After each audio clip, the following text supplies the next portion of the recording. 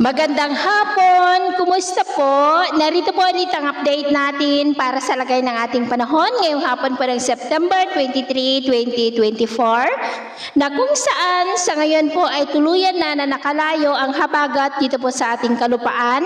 Easterlies na po ang hangin na umiihip ngayon dito sa ating bansa, lalo na po sa silangang bahagi. Tatlong klase po ng hangin ang salita na umiihip dito sa ating bansa buong taon. Una na dyan ang easterlies, hangin na mula sa Pacific Ocean, dyan sa silangan.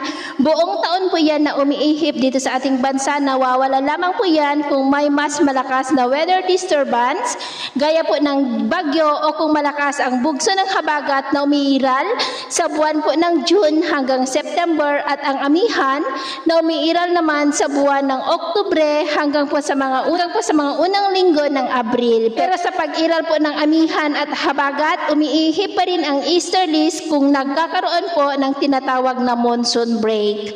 Ang amihan ay posible nang iiral sa unang linggo ng Oktubre na nagbabantang hatakin ng potensyal na sama ng panahon na posibleng mabuo ngayong weekend sa silangan ng extreme northern Luzon na banta po dito sa northern part ng northern Luzon at extreme northern Luzon ngayong weekend. At kung matuloy yan ay tatawagin po sa local name na Bagyong Julian.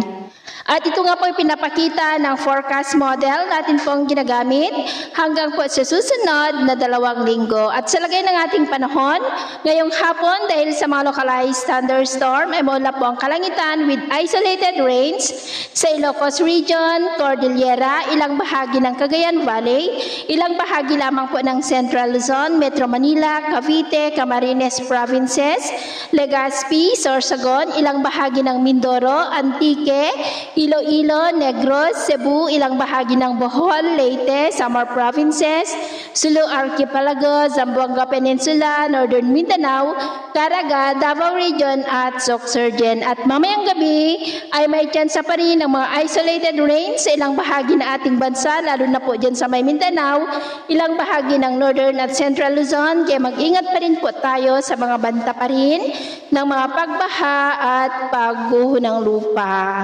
At sa atin naman pong mga baybayin, wala na po tayong nakataas na namang gale warning signals, pero iba yung pag-ingat lamang po kung papalaot tayo para po mas makaiwas sa mga sakunang pangkaragatan. So, yun po ang latest update natin sa araw na ito.